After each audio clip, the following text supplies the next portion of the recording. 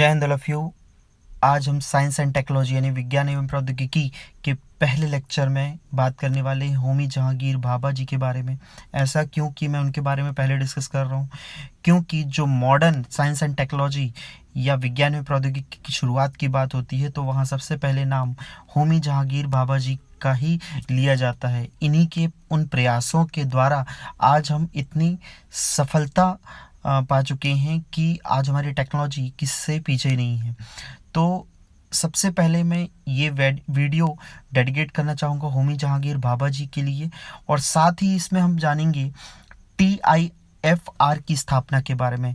ऐसा क्यों? क्योंकि जो TIFR है वो आगे बहुत ही ज़्यादा इम्पोर्टेंट रोल प्ले करेगा, जो साइंस एंड टेक्नोलॉजी के डेवलपमेंट में आपको आगे देखने को मिलेगा।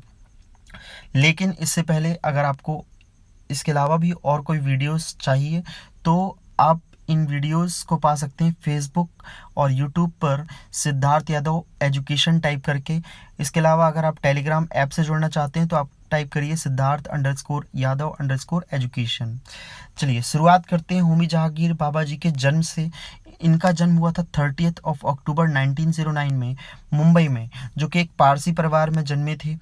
18 साल की उम्र में ही ये कैम्ब्रिज यूनिवर्सिटी चले गए थे, चूँकि इनके पिताजी चाहते थे कि मैकेनिकल इंजीनियरिंग में ये अपना कैरियर बनाएं, लेकिन इनकी रुचि तो फिजिक्स में थी और ये फिजिक्स में आगे बढ़ना चाहते थे। लेकिन 1930 में जब इन्होंने अपनी मैकेनिकल इंजीनियरिंग कंप्लीट कर ली, उसके बाद इन्होंने फिजिक्स में अपनी पढ़ाई जारी रखी और 1934 में उन्होंने कॉस्मिक रे यानी कि कॉस्मिक किरणों को लेकर अपना पहला रिसर्च पेपर सामने रख दिया था। न्यूक्लियर एनर्जी में भी उन्होंने अपनी पढ़ाई और रिसर्च जारी हुई थी। इसी बीच जब वो कैम्ब्रिज यूनिवर्सिटी से छुट्टियों में भारत आते हैं वापस, तभी वहाँ पर यानी कि यूरोप में द्वितीय विश्व युद्ध यानी कि सेकेंड वर्ल्ड वॉर छिड़ जाता है। और जब सेकेंड वर्ल्ड वॉर वहाँ चालू हो जाता है और हिटलर का प्रयास यही होता है कि वो यूरोप पे, इवन पूरे यूरोप पे कब्जा कर सके, और इसी बीच वहाँ पर आना जाना इतना आसान नहीं रहता है, जिसकी वजह से वो भारत में ही रुक जाते हैं। अब जबकि वो भारत से बाहर यूरोप नहीं जा सकते थे और अपने अनुसंधान के कार्य को जारी नहीं रख सकते थे, तो उनके सामने सबसे पहला सवाल था कि वो भारत में रहकर करें क्या। तो इसके लिए काफ़ी सारे जो विश्वविद्यालय हैं यानी कि यूनिवर्सिटीज़, उन्होंने उन्हें आमंत्रित किया यानी इनवाइट किया, लेकिन उन्होंने चुना भारतीय विज्ञान संस्थान यानी कि इंडियन इंस्टीट्यूट ऑफ साइंस को। जी हाँ, ये इस्टेब्लिश हुआ था 1909 में और ये बेंगलोर यानी कर्नाटका में इस्टेब्लिश है। आप याद रखिएगा, ये एक एक इम्पॉर्टेंट फैक्ट्स हैं, आप इनको नोट डाउन करते जाइएगा ताकि कभी भी आपको एग्जाम में पूछे तो आपसे बन जाए। तो इन्होंने भारतीय विज्ञान संस्थान यानी कि इंडियन इंस्टीट्यूट ऑफ साइंस में रहकर भौतिक शास्त्र विभाग के प्राध्यापक के पद पर कार्य करने लगे और इनके कार्यों की सराहना दूर दूर तक होने लगी। इसी बीच सर दोराब जी टाटा ट्रस्ट के द्वारा भी इन्हें एक छोटी सी राशि दी गई थी इनके कामों को लेकर। चूँकि ये कैम्ब्रिज से आए हुए थे तो इनका तालमेल इतना अच्छा नहीं बैठ पा रहा था, लेकिन धीरे धीरे कर इन्होंने जो अपने आसपास के वैज्ञानिक थे, सहयोगी थे, उनसे मिलना जुलना प्रारंभ किया। और उसी समय हमारे यहाँ पे यानी जो भारतीय विज्ञान संस्थान या Indian institute of science Bangalore में जो सर CV रमन थे, वो भौतिक शास्त्र विभाग के ही प्रमुख थे और ये वहाँ पे प्राध्यापक।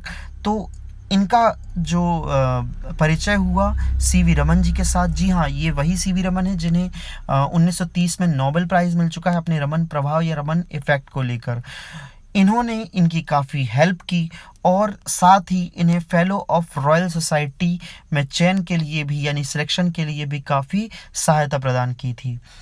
अब जैसे ही ये भारत और उसके अनुसंधान यानी कि रिसर्च से जुड़े, इनके मन में चिंता बढ़ गई कि भारत इस समय उतना आगे नहीं है जितना विश्व में और अन्य देश हैं, जिसकी वजह से इन्होंने भारत को आगे बढ़ाने का बीड़ा उठाया और इन्होंने ये सोचा कि क्यों ना भारत में एक वैज्ञानिक क्रांति लाई जाए, यानी कि एक ऐसा रेवोल्यूशन जो भारत उनकी जो साइंस एंड टेक्नोलॉजी का डेवलपमेंट है यानी कि विकास कर सके।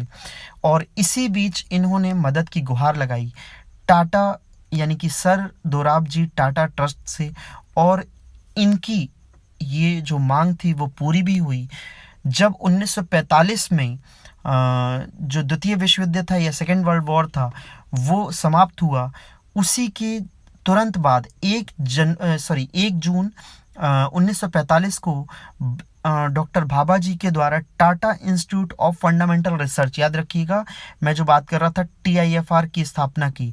इसका फुल फॉर्म क्या है, आपसे कभी भी क्वेश्चन पूछा जा सकता है फुल फॉर्म क्या है, तो Tata institute of fundamental research की एक छोटी इकाई स्थापित हुई। कहाँ पर हुई, तो इंडियन इंस्टीट्यूट ऑफ साइंस जो बेंगलोर में जहाँ पे ये काम कर रहे थे वहीं पर एक छोटी सी यूनिट इन्होंने इस्टेब्लिश की। लेकिन मात्र 6 माह बाद ही इसे मुंबई ट्रांसफ़र करने की बात जो डॉक्टर भाभा थे उनके मन में आई। और उस समय सबसे बड़ी जो समस्या थी वो थी कि इमारत कहाँ से मिली, और इसके लिए संस्थान के नाम पर टाटा ट्रस्ट ने 45,000 रुपये, महाराष्ट्र सरकार ने 25,000 रुपये और भारत सरकार ने 10,000 रुपये प्रतिवर्ष धनराशि देने की बात भी कही। इसी राशि को लेकर ये आगे चले और इन्होंने कैनिलवर्थ की एक इमारत का आधा हिस्सा किराए पर ले लिया और इसके लिए मात्र 200 रुपये किराए देने को तय किया गया। ये इमारत और कहीं नहीं, कुमार पांड्या जो कि उनकी चाची थी उनकी इमारत थी, और ये एक तरीके से कहना चाहिए कि संयोग था कि वो डॉक्टर भाभा का जन्म स्थान भी था। तो इस कारण से बहुत अच्छे से वो यहाँ पर काम करने लगे और इसमें उनको एक अच्छा माहौल यानी कि घरेलू माहौल भी मिलने लगा। अब इसी के बाद जो बीच में परमाणु ऊर्जा आयोग यानी कि एटॉमिक एनर्जी कमीशन की स्थापना भी हो गई 1 मार्च 1948 में। इसमें बहुत बड़ा रोल प्ले किया किसने, तो होमी जहांगीर भाभा जी ने, और वो इसके चेयरमैन भी बने। वहीं कैनिलवर्थ में काम करते करते वो जगह बहुत छोटी पड़ने लगी, क्योंकि आपको पता है कि जब रिसर्च होती है, अनुसंधान होता है, तो इसमें काफ़ी समय और काफ़ी इंस्ट्रूमेंट्स यानी उपकरण की आवश्यकता होती है और इसके लिए लोग भी ज़्यादा लगते हैं। और धीरे धीरे ये जब जगह छोटी होने लगी तो इसे फिर स्थानांतरित मतलब कैनिलवर्थ से स्थानांतरित करके गेटवे ऑफ इंडिया के पास रॉयल बॉम्बे याट क्लब के पास एक इमारत थी, वहाँ पर इसे शिफ्ट किया गया। लेकिन तब भी कैनिलवर्थ में ही कुछ काम चलता रहा और साथ ही ओल्ड याट क्लब में भी इसका मतलब अनुसंधान का काम या रिसर्च का काम जारी हो गया। लेकिन ओल्ड याट क्लब था वो जगह भी छोटी होने लगी। तब डॉक्टर होमी जहांगीर भाभा थे, उन्होंने यह सोचा कि क्यों ना अब यहाँ पे एक ऐसे स्थान को चयन किया जाए ताकि जो रिसर्च है या अनुसंधान है उसके लिए एक निर्धारित स्थान मिल सके। और ऐसा स्थान उन्हें मिला कोलाबा मुंबई के पास, जो रक्षा मंत्रालय के अधीन था और ये 25,000 वर्ग मीटर क्षेत्रफल में फैला हुआ था। तब जाकर जो होमी जहांगीर भाभा थे उनकी तलाश खत्म हुई और इसका शिलान्यास किया था यानी कि इसका फाउंडिंग स्टोन रखा था 1954 में जवाहरलाल नेहरू जी ने। देखिए ये पिक्चर थोड़ी दूसरी है, लेकिन होमी जहांगीर भाभा जी के बारे में बताने के लिए ये बहुत इंपॉर्टेंट था कि आपको पता चले कि इस समय इसका शिलान्यास किसने किया था, तो जवाहरलाल नेहरू जी ने। साथ ही 1962 में ही इस इमारत का उद्घाटन यानी कोलाबा में जो इमारत बनी थी उसका उद्घाटन भी किसने किया था, तो जवाहरलाल नेहरू जी ने। लेकिन इसी बीच होमी जहांगीर भाभा जी के द्वारा जो परमाणु कार्यक्रम था उसको आगे बढ़ाया गया और 3 जनवरी सन 1953 को परमाणु ऊर्जा आयोग के द्वारा परमाणु ऊर्जा संस्थान या एटॉमिक एनर्जी इस्टेब्लिशमेंट की स्थापना हुई, जिसे प्रधानमंत्री जवाहरलाल नेहरू जी के द्वारा 20 जनवरी 1957 को राष्ट्र को समर्पित भी किया गया। आपसे इन दोनों के फुल फॉर्म पूछे जा सकते हैं, AEET और BARC। देखिए BARC आज हम जानते हैं कि BARC है, लेकिन BARC का जो निर्माण है वो एटॉमिक एनर्जी एस्टेब्लिशमेंट ट्रॉम्बे के द्वारा हुआ था। अब ये बार्क कैसे बना वो हम आगे जानेंगे।